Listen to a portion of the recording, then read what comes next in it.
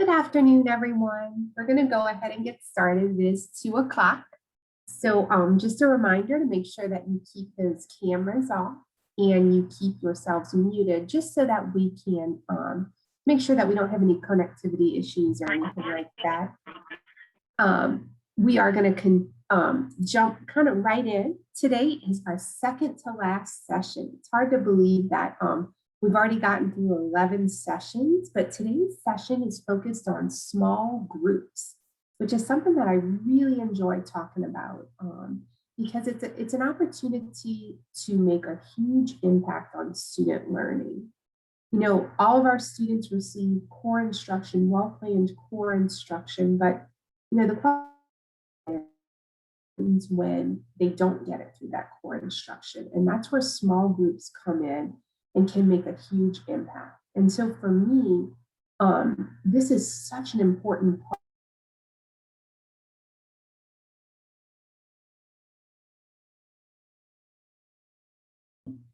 I do want to encourage you guys to use the chat. You know, you guys do many wonderful things in your small groups. So, you know, as we're talking about different things, share your ideas there in the chat and, you know, make that a lively space for you guys to share your ideas and resources, or if you have any questions or things like that, use that, you know, in a great way.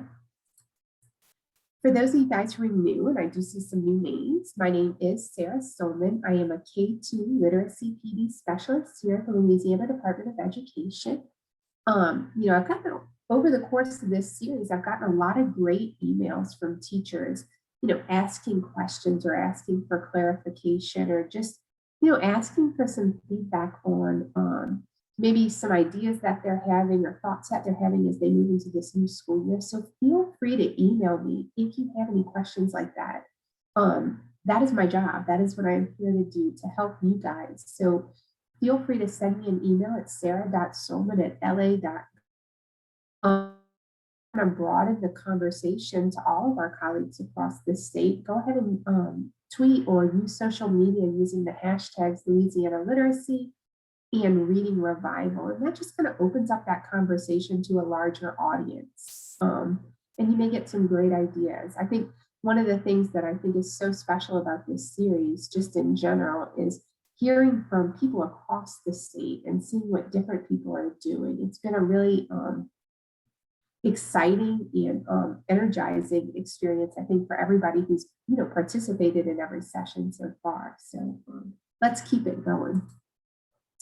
I do want to alert you guys to our Science of Reading implementation office hours. So every Friday from 10:30 to 11, we have been having Science of Reading office hours. And this is just an opportunity for you to pop in, very informal.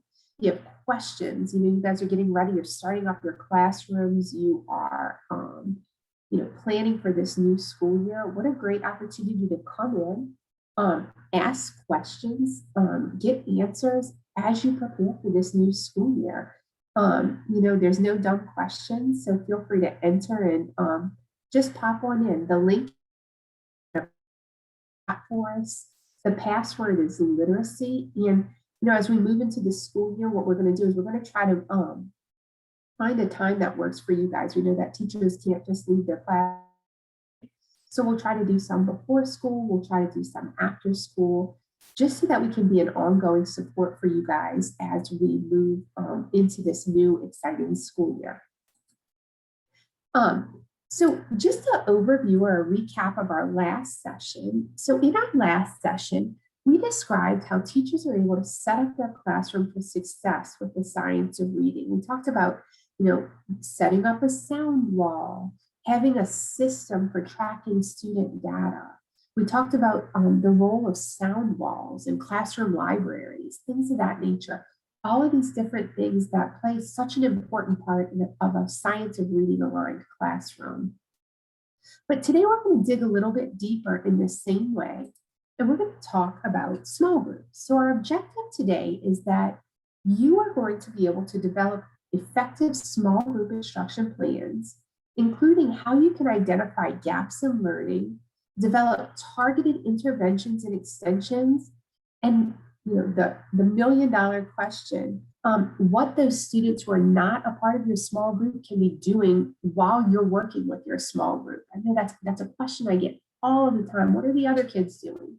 Well, we're going to spend a lot of time today talking about what those other kids can be doing so that you're able to do work with your small group, but they're still meaningfully engaged in work that supports literacy. So we're going to do all of those things today. So the big question is, what is small group instruction? Now, very simply, small group instruction is a time for teachers to provide targeted support to students who didn't master the content or skills that were introduced during that whole group, that core instruction. We plan a lesson, we deliver it to the whole class, but inevitably, some students aren't going to get it simply with that core instruction. So small group is an opportunity to remediate quickly based on how they're doing with that core instruction. And one of the things, or three of the things that I really think about when it comes to small group instruction is that small group instruction is responsive, okay? That means it's based on the outcome of formative assessment group instruction or through the use of summative assessments. We don't pre-plan our small group instructions 2 or 3 weeks in advance, right? It's responsive to what's going on in our class. So if I deliver a lesson and I have 5 students who really struggle with the content that I presented in that lesson, that's going to be my small group, maybe for that afternoon or for the next day, right? It's responding to their needs as needed. Going right along with that, small group instruction is timely, right? Like I said, you're not planning your small groups 3 weeks in advance and just kind of forgetting about it. You're providing it pretty quickly and in response to those needs. But if I have a student who struggled today with a concept or a skill that I taught today, I'm going to provide that small group instruction soon after that to support that work that I'm doing so we don't create larger gaps in learning. And the third, and one of the most important things to think about when we think about small group instruction is that it is inclusive, right? So, at different points, all of our students might require small group instruction. It's not just, okay, these are my students who are always struggling. These are always going to be the students that I pull from my small group. It may be that they ultimately end up in your small group very frequently, right? But you may have a kid who never struggles, and then one day, for some reason, something really just doesn't quite click with them, and they have to be a part of that small group. Or maybe you have a group of students who, are always grasping it, but really need extensions, right? Like they really need to be pushed because that's just going to support their ability to master content in a way that benefits them. So small group instruction is responsive, it's timely, and it's inclusive. And it's really important for us to keep that in mind as we're planning our small groups. Now, for small group instruction to be effective, a systematic approach to collecting formative data on student learning is essential. So really, as you're planning your small group instruction, you have to ask yourself the following essential questions. What specifically do I hope the students are able to learn this instruction, and how will I know if they learned it, right? So these are the questions that we're thinking about when we're thinking about that whole group piece, right? Like I have these lesson objectives, I'm thinking students to know and how I'm going to determine whether or not they learned it. But once you're clear on what that specific learning objective is going to be and the way that you're going to measure those objectives, you can begin thinking about your small group instruction, right?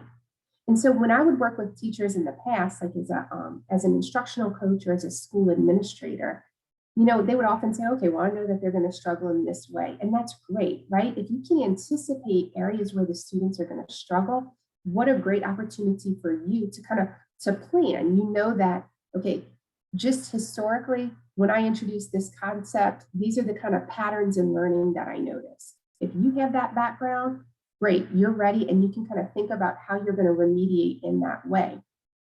One of the things I would push my teachers to do is to kind of consider those quick responses that you can draw upon if your Your students are struggling in those anticipated ways, right? So maybe something that you can just kind of quickly embed in your whole group instruction, because I know that if I'm teaching a lesson on common and proper nouns, historically I've seen that students really just kind of have a difficult time distinguishing when it comes to people's names, determining whether or not that's a common or a proper noun, right? I'm going to be ready and I'm going to be armed and prepared to remediate in the context of that whole group instruction. And if I have those quick responses available, I might be able to prevent the need for a student to receive small group instruction if I can address them in the context of that whole group instruction. But sometimes you can't, right? And sometimes it's difficult to anticipate where they're going to struggle. And that's why we have to carefully analyze our formative assessment data, right? I would often tell my teachers that I worked with, if you don't have a clear sense for what you're going to teach and how you're going to determine whether or not the students learned what you taught, there's really no point in getting in front of the classroom, right? Because then, what is the purpose of the lesson, right? But once you have that measure, once you can determine how they fared with the concept that you introduced, you're going to be able to analyze that formative assessment data to make those instructional decisions that will guide your small group instruction. So you're going to analyze the results of your formative assessments by grouping similar struggles together. So one of the things I kind of thought through a little bit was an example, right? So if I'm teaching students to discriminate between common and proper nouns, and I have a formative assessment that I've utilized, right? I might discover the following groups. Students who can identify nouns, but simply can't distinguish or discriminate between common and proper nouns. Students who can't even identify nouns, who really just struggle to identify parts of speech in general, and they might confuse them with other parts of speech. And then I might have some outliers, right? Kids who don't fit easily into any of these groups. They might be doing something just really different, right? They might not even understand really basic skills that I have to remediate, but it might just be them. But once I've sorted this, then I can say, okay, like I have this group of students doing this, I have this group of students doing this, and then I have these little outliers that are, might need me to kind of sit with them one-on-one and do something a little individualized with them. But I've grouped them according to kind of where the breakdown in their learning is. And that's how I am kind of at the core making my small groups, right? I'm looking for those patterns in learning, and then I'm forming small groups based on that. Now, once I've identified my groups and my outliers, I'm going to plan for that targeted support. So when I think back to that example I just talked about, so that group who simply struggle to discriminate between common and proper nouns, they just might need a quick refresher, right? They might just need me to sit down with them again and kind of go over it. I might give them several examples and then give them immediate feedback. They might need that little individualized feedback that you can only do in the context of a small group or working with them individually, right? Now, the group, on the other hand, that couldn't even identify any nouns and really just didn't understand parts of speech, they're going to need much more intensive support, right? So I might have to back it down and really go back to this idea of introducing parts of speech and then push them to be able to discriminate between common and proper nouns. And then my outliers group really needs individualized support. They might not be able to meet with the group, right? Or maybe they might need a group, but they might be able to meet with a group, but then they might need something a little front-loaded so that they can effectively, that they can participate in the group in an effective way. And that's okay too. But as you're analyzing the results of the formative assessments, you're looking for those patterns so that you can be very strategic in how you set up these small groups, right? It's not like, oh, these are just the kids who are always, don't perform well. These are my kids who are kind of average students, and then this is my high group, right? You're really looking on a day-by-day basis at how they're performing on these formative assessments, and then grouping them according to patterns in their learning.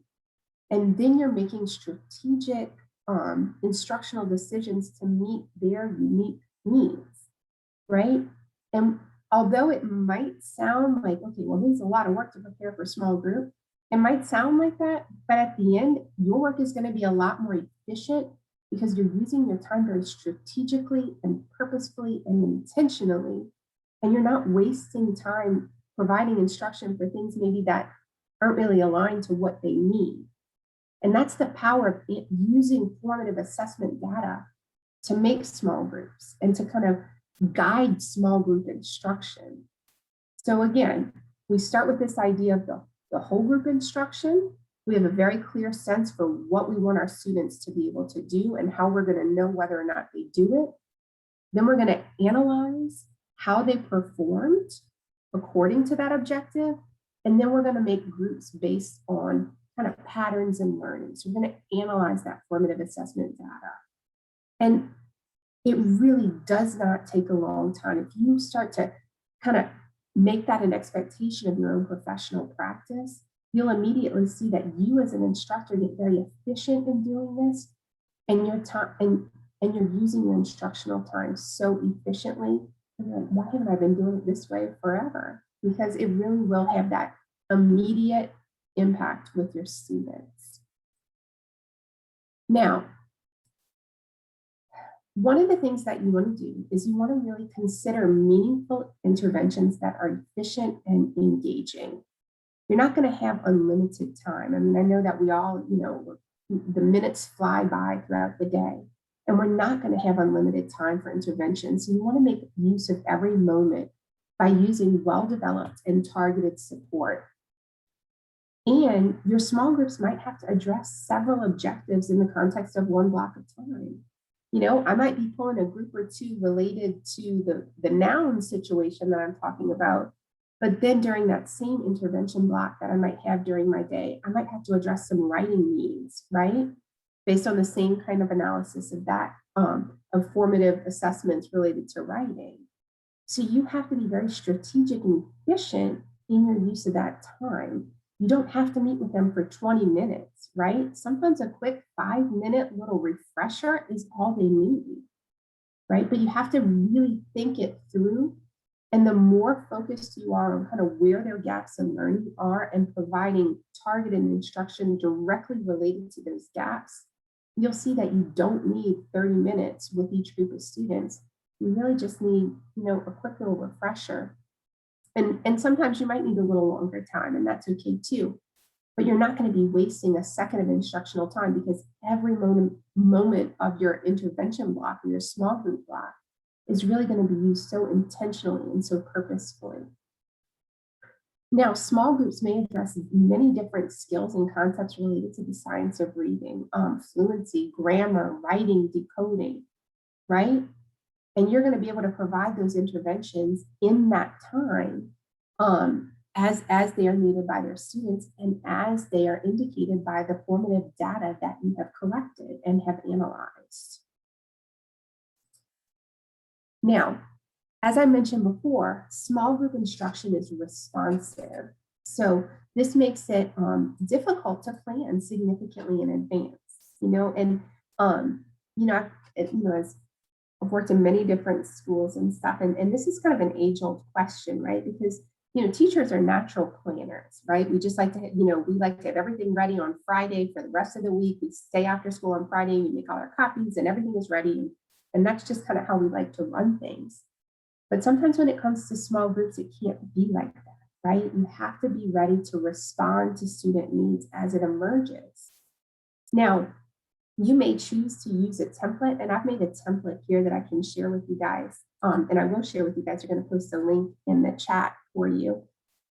You don't have to use this template. It just was something that kind of helped me think through, like, what are the mental processes that you as a teacher want to go through as you're developing these small groups? So again, I'm thinking, okay, what was my lesson objective for that whole group lesson? And what was the assessment that I used to measure that objective? And then I'm going to think about my first small group, which students are going to be a part of this group. And then what did you notice in the formative assessment data that made you group these students?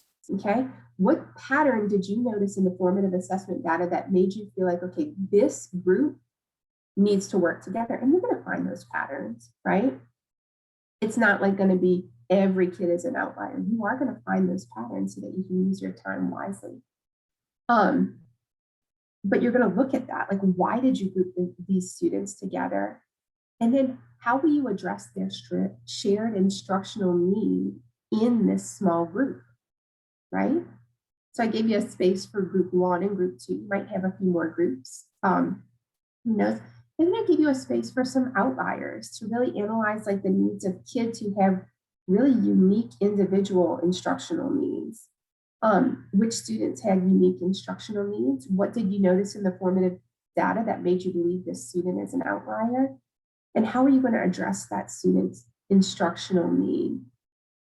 Again, this is not, this is not a must do, but it might just kind of help you kind of think through that process of how do you make decisions about who needs a small group and then how you're going to make that decision of what you're going to do. We'll come back here.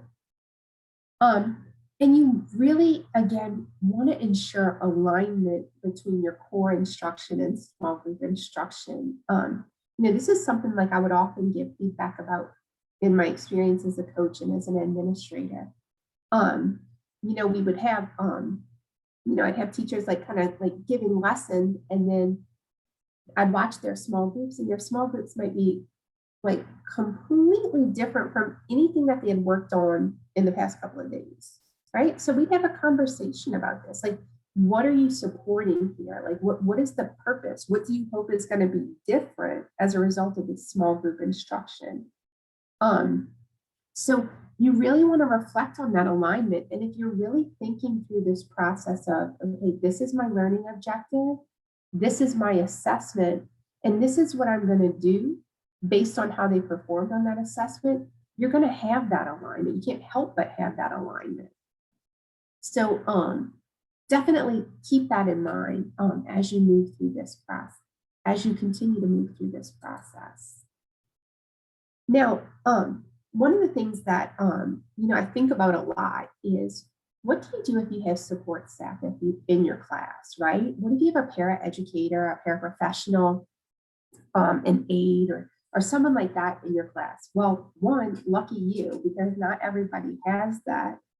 But you really need to be strategic in planning for how they can support your students. One of the things that I would often see is that support staff, very often are really used as just kind of behavior monitors, right? Like they're making sure kids are going to the bathroom in an orderly way, or they're making sure students are on task. But, support staff is really there for instructional support. So I started to ask myself, why is it that I'm seeing this pattern in classrooms, right? And I think it's because we don't necessarily plan for how they can support our students instructionally. As much as they might want to, they can't really jump in our head and read our minds. You're the teacher. You're responsible for the instruction that happens in that class. And you can have a much greater impact if you are strategic about how you use that support staff in your classroom. So you need to think about how you can create systems and procedures for how they will know what is expected of them during small group time. Are you going to email them? Will you have like little handwritten notes for them to access, or maybe 5 minutes before the school day starts, you guys are going to have a quick huddle and you'll talk about what they need to do. But it's very important to have that communication, and from the get-go, set the expectation that the support staff is there for instructional support, right? They're not just your behavior manager, right? And I know it's easy to get kind of lulled into that, because sometimes you do need that support. And we're going to talk through that in a second, but you will have a greater impact on student achievement if support staff is there supporting you instructionally. So it's really something to be strategic about and be purposeful about, because they really can have a great impact. And you can, the more that you plan for how you'll utilize them, the greater the impact can be. Now, I know at the beginning we talked about kind of this age-old question, and this is really the million-dollar question of small groups.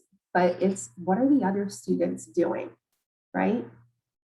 If we have a class of 25 students and we have 5 in a small group, 20 students are kind of being expected to kind of work independently. And, if you are a K-2 teacher, you know how challenging that can be, right? Because they just want to talk, or they want to get up and they want to interact with you, or it seems like they have a million questions while you're doing your small groups. But as important as effective planning for small group instruction is, you also have to consider what other students are doing. And so in terms of what students are doing this time, you really have two goals, right? One goal is that you as the teacher remain largely uninterrupted as you work with your small group. You have a constant stream of students coming up to you and saying, hey, Miss Soman, where do I get this? Or what am I supposed to do right now? My small group is going to be completely ineffective, right? When I'm with my small group, I need to be focused on my small group and nothing else, right? So one goal of what the other students are doing is that you as the teacher can remain largely uninterrupted. And then students who are not meeting with you are engaged in meaningful work related to literacy, right? This is not snack time, right? This is not, one of the things I would often see is that, like, this would be the time this would be the time students would go to the bathroom. Okay, now this is a great time to go to the bathroom. And then you'd have a steady stream of students going to the bathroom. Now, I'm not saying don't let them go to the bathroom during this time. They can go to the bathroom during this time. But in terms of an effective classroom procedure, it's probably not the wisest that this is your identified bathroom time, because what happens then, right? Inevitably, something happens in the bathroom. Students get confused about what the procedure is. You get a lot of questions, and it goes back to interrupting you as you're working with your small group, right? Students really need to understand that this is time for them to engage in meaningful work around literacy. It's not break time until they get to work with you, right? And if you're doing things like snack or roaming around the classroom, cleaning out your desk, going to the bathroom, it's kind of giving this impression that this is not work time, but this is really essential work time and such a crucial opportunity for them to practice literacy skills. Now, the activities that they're doing this time need to be designed by you such that they can be completed independently based on a student's age or developmental level.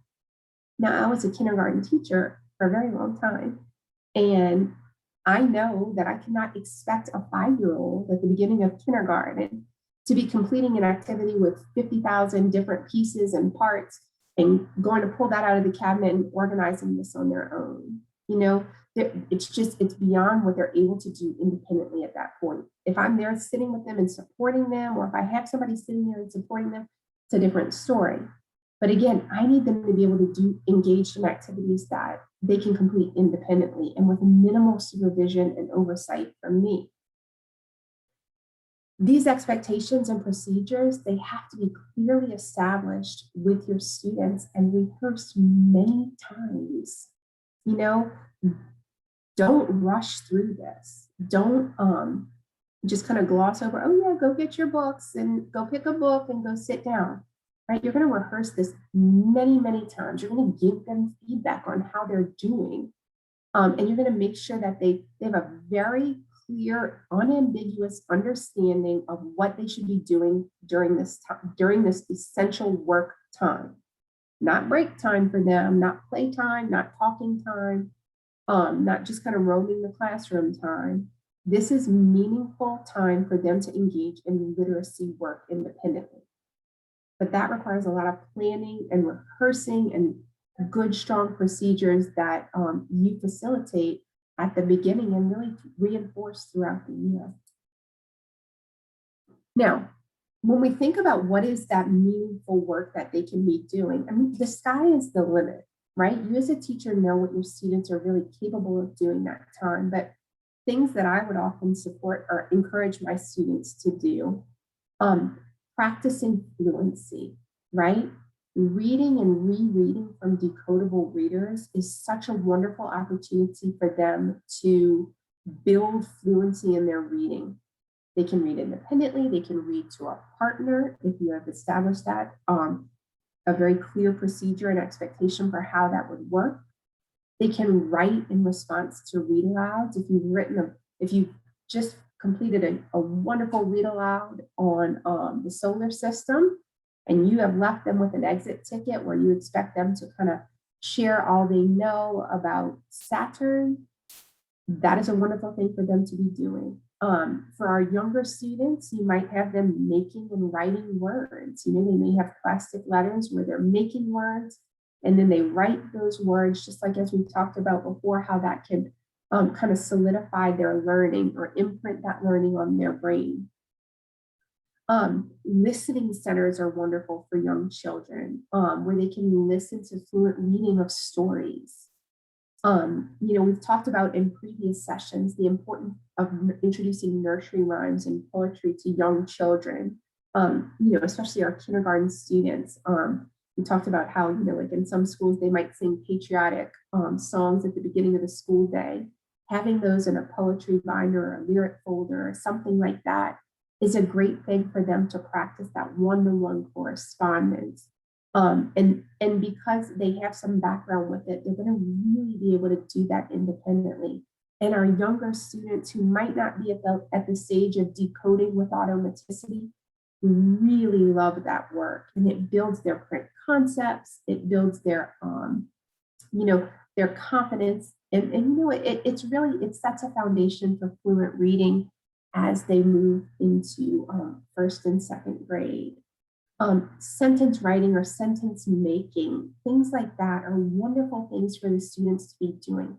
These things do not require a lot of materials. They do not require a lot of oversight from the teacher, and they really allow you to meet that goal, which is to meet with your students in your small group in an uninterrupted way.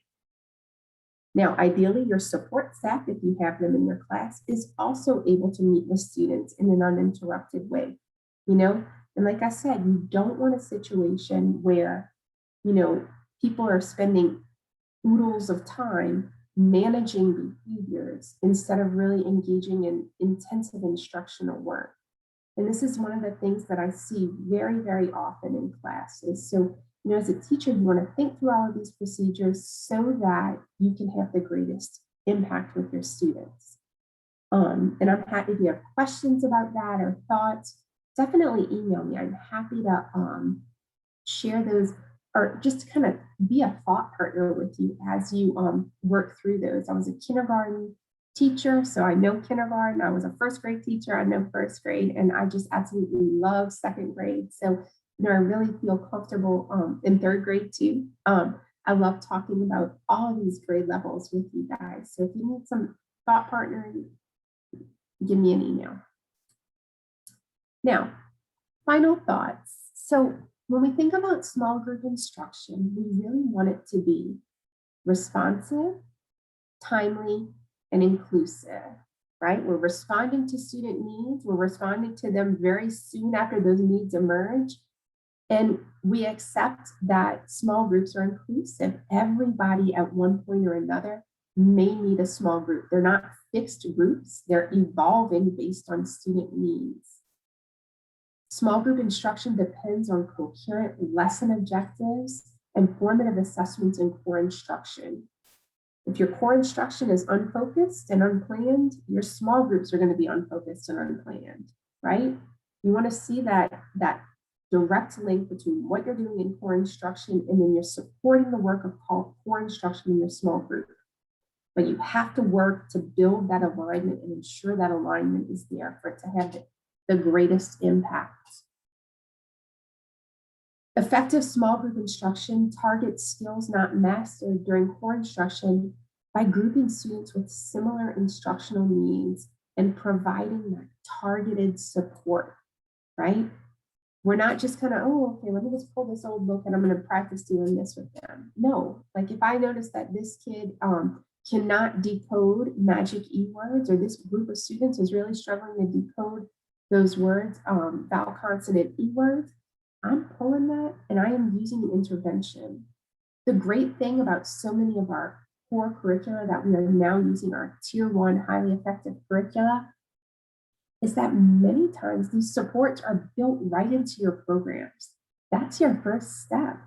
You know, many of our programs, if you say, okay, I have a student who's really struggling with those vowel, consonant, E or those magic E words, They have a resource right there to support that.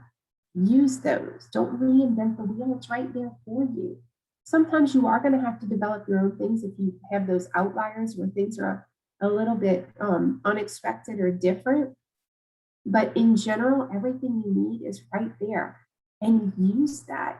I want you as the teacher to be spending your time much deeper in the analysis part, right? Like you're looking for those patterns in student learning and you're grouping the students and then you're providing that strategic support. And that's where I want you spending your mental energy because that's how you're going to have the greatest impact.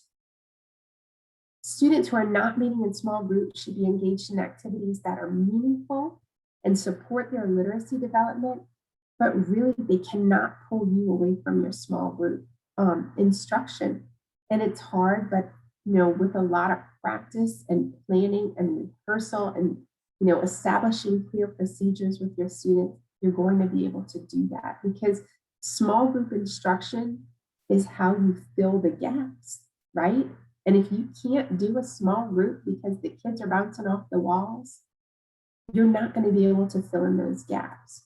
So I really want you to think through and plan what that can look like in your classroom or what that should look like in your classroom. Okay, so now we're at the point of our engage question. So what you're going to do is, if you're new, you'll email me your response to this engage question. And I want you guys to reflect honestly on this. What is something that you have struggled with when it comes to small group instruction? And what will you do differently this year to address that struggle? I want you to think that through and send me your reflection when you can. I love reading your reflections and thinking through and responding to these. You guys are doing some awesome work, but it's also great that you're kind of reaching out when you have a question or when you need that support. It's showing how reflective you are as a teacher, and it's amazing and exciting, and you guys are really true professionals. I am going to ask, if you don't mind, to please fill out our session feedback form. We are going to post a link in the chat for you guys. Again, tomorrow will be our last session, session 12. We're going to talk about assessment. Very important topic, right? We have to have a clear sense of where our students are at in their learning. Hopefully that was established in this session, but we're going to talk about it a little bit more tomorrow. More in depth tomorrow. Please join us again tomorrow at 2 o'clock. And we have some exciting things planned for after this series is over. I can't wait to share those with you guys, but I know you'll value them. So see you tomorrow. See you Friday for our office hours if we can support you in any way. And thanks again for logging on. Have a great afternoon.